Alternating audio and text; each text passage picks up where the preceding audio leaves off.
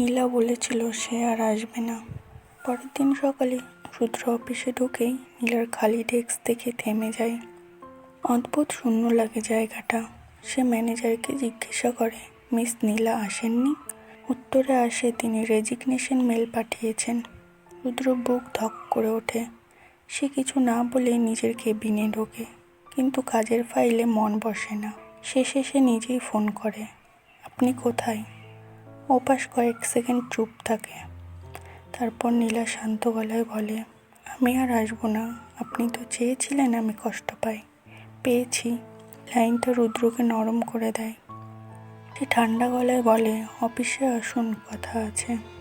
নীলা আসে, কিন্তু তার চোখে কান্না নেই, কিন্তু অদ্ভুত শক্ত হয়ে গেছে সে। রুদ্র ধীরে বলে, রেজিগনেশন আমি গ্রহণ করিনি। নীলা তাকায়, কেন? রুদ্র কিছুক্ষণ চুপ থেকে বলে, কারণ আপনার কাজ এখনও শেষ হয়নি। সে সরাসরি বলতে পারে না, কারণ আমি আপনাকে যেতে দিতে পারছি না। সেদিন বিকেলে বৃষ্টি পড়ছিল, অফিস প্রায় ফাঁকা।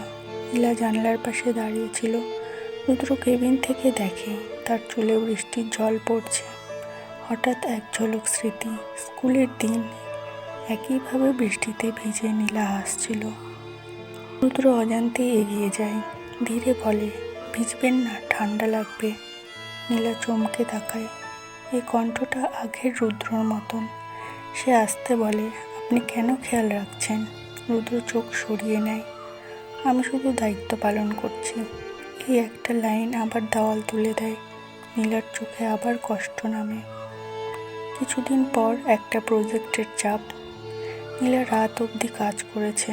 হঠাৎ ফাইল তুলতে গিয়ে তার হাত কেটে যায়। রুদ্র সঙ্গে সঙ্গে এগিয়ে আসে, তার হাতটা ধরে ফেলে। দুজনেই থমকে যায়। এই স্পর্শটা খুব চেনা। রুদ্র খুব ধীরে বলে, এখনও এত অসাবধান? তার গলায় রাগ নেই, আছে পুরনো মায়া। নীলার চোখে জল জমে। সে শুধু ফিসফিস করে বলে, আপনি বদলে গেছেন, কিন্তু পুরোটা না। রুদ্র হঠাৎ হাত ছেড়ে দেয়, মুখ শক্ত করে বলে, এই অফিসে ব্যক্তিগত কথা বলবেন না। এই ঠেলে দেওয়াটাই নীলাকে ভেঙে দেয়। সে বুঝতে পারে রুদ্র তাকে কাছে টানে, আবার ঠেলে দেয়। একদিন রুদ্র হিসাব দেখে বুঝতে পারে নীলা নিজের বেতনের অর্ধেক টাকা বাড়িতে পাঠাচ্ছে।